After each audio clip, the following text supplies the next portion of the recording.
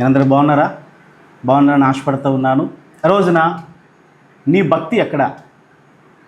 దేవుని మందిరములో, లేదా నీ ఇంటిలోనా, లేదా వీధులలోనా? నీ భక్తి ఎక్కడ?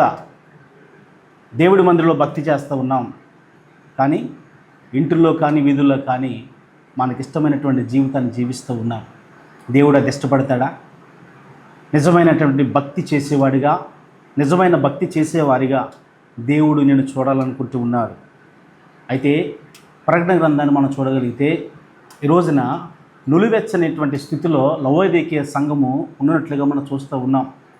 రోజున దేవుడి మందిరంలో భక్తి చేస్తూ ఉన్నాం, చాలా సంతోషం. ఆ భక్తి నీ జీవితాన్ని మార్చాలని దేవుడు కోరుకుంటూ ఉన్నాడు. ఆ భక్తి దేవుడు చెంతకు చేర్చాలని దేవుడు కోరుకుంటూ ఉన్నాడు. ఈ రోజున ఏ భక్తిలో ఉన్నావు నీవు? మందిరములో ఉన్నటువంటి భక్తిలో ఉన్నావా? వీధులలో జరుగుతున్నటువంటి భక్తిలో ఉన్నావా? ఇంటిలో జరుగుతున్నటువంటి భక్తిలో ఉన్నావా? ఒక్కసారి ఆలోచించుకో. దేవుడు నువ్వు చేసినటువంటి ప్రార్థన లేదా నువ్వు ఏడుస్తున్నటువంటి కన్నీటిని దేవుడు చూస్తూ ఉన్నాడు. నువ్వు బాధపడుతున్నావా? బాధపడకు. ఖచ్చితంగా దేవుడు నీ ప్రార్థన వింటాడు.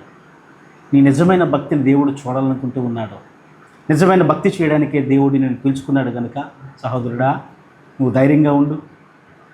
ఎవరి మాటలు వినకు. ముందుకు వెళ్ళగలిగితే ఖచ్చితంగా నీ భక్తిని బట్టి నువ్వు ఆశీర్వదించబడతావు. నువ్వు చేస్తున్న భక్తిని బట్టి దేవుడు నీ కుటుంబాన్ని రక్షిస్తాడు. ఎవరి కోసమైతే నువ్వు ప్రార్థన చేస్తూ ఉన్నావో వారందరూ కూడా మార్చడానికి నీ భక్తి చాలా అవసరమైనది. కనుక దేవుడి మందిరంలో ఈ రోజున లవోదికీయ సంఘంలో చాలామంది నులివెచ్చని స్థితిలో ఉన్నారు. ఆ స్థితిలో కనుక నువ్వు ఉంటే కనుక నువ్వు చేసిన భక్తికి విలువ లేదు. దేవుడు అంటూ ఉన్నాడు, నువ్వు చేస్తున్నటువంటి భక్తి నేను చూడాలనుకుంటూ ఉన్నాడు కనుక నిజమైన భక్తి చేయి.